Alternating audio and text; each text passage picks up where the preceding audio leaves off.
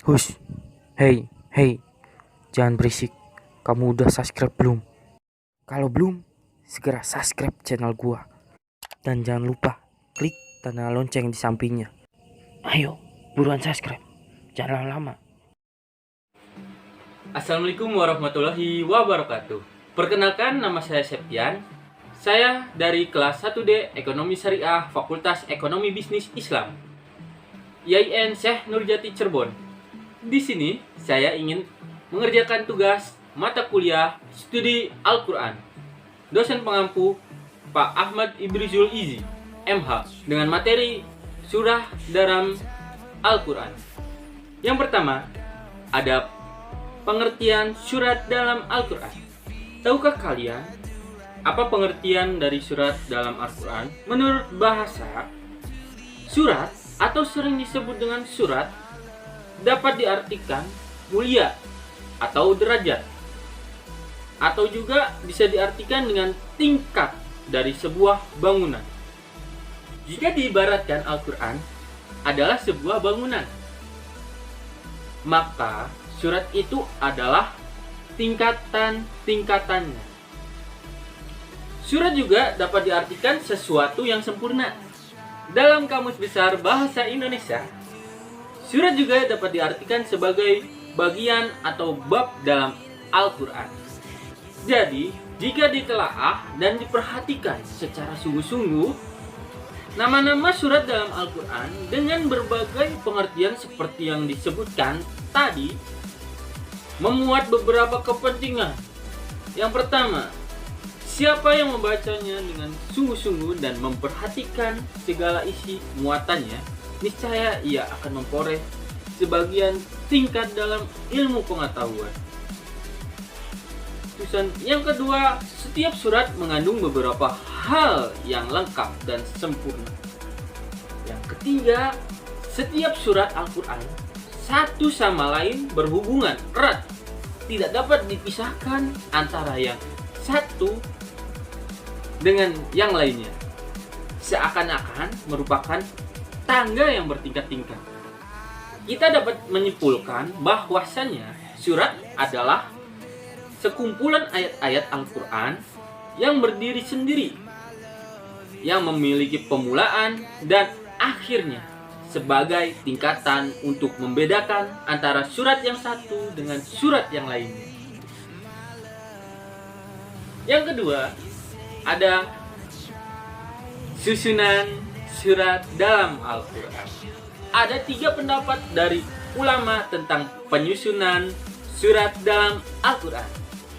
Yang pertama, ada ijtihad dari para sahabat Nabi, dan ini bukan tauqifi.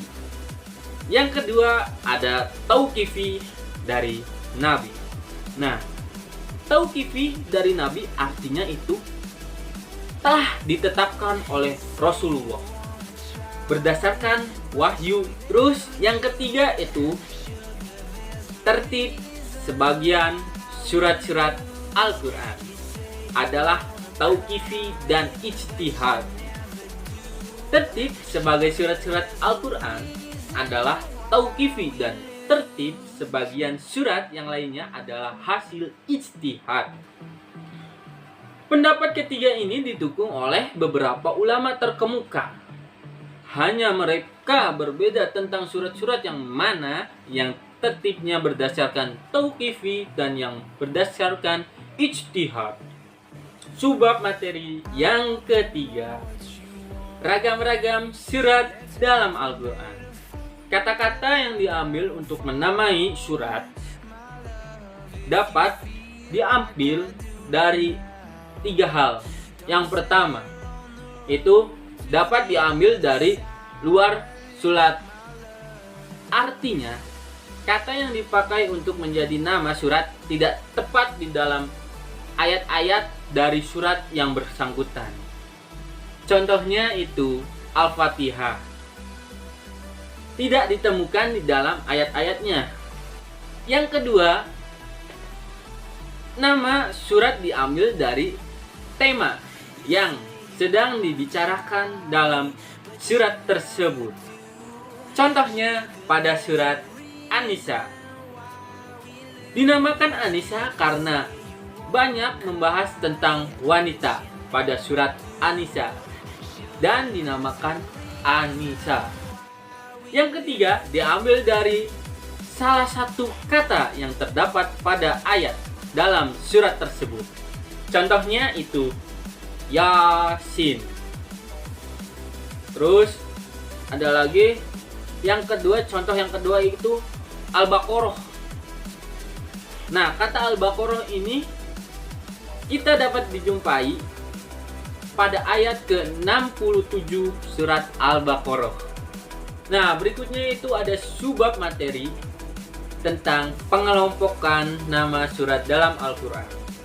Al-Quran adalah ensiklopedia, terkandung di dalamnya segala macam aturan hidup dan kehidupan, mulai dari hukum sosial, etika, sampai pada sejarah peradaban.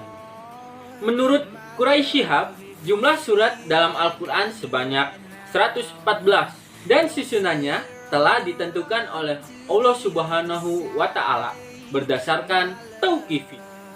Dengan melihat dari panjang pendeknya surat, maka para ulama telah mengklasifikasikan surat-surat dalam Al-Quran menjadi 4 macam, yaitu yang pertama ada Al-Sab'ul At-Tiwal, yaitu 7 buah surat yang panjang-panjang. Nah, ketujuh surat itu ialah Al-Baqarah, Ali Imran, An-Nisa, Al-A'raf, Al-An'am, Al-Maidah, dan Yunus. Terus yang kedua itu Al-Mi'un, yaitu surat-surat yang terdiri dari 100 ayat atau lebih, seperti surat Hud dan surat Yusuf. Yang ketiga Al-Masani, yaitu surat-surat yang terdiri kurang dari 100 ayat, seperti surat Al-Anfal, At-Taubah, dan Al-Hajj. Yang keempat ada Al-Mufassal, yaitu surat-surat yang pendek-pendek. Biasanya dapat ditemukan pada juz ke-30. Contohnya itu surat Al-A'laq, Al-Qadr, dan An-Nas. Nah, sekian penjelasan dari saya tentang surat dalam Al-Quran. Apabila ada kesalahan dalam pengucapan ataupun yang lainnya, mohon maaf. Wassalamualaikum warahmatullahi wabarakatuh.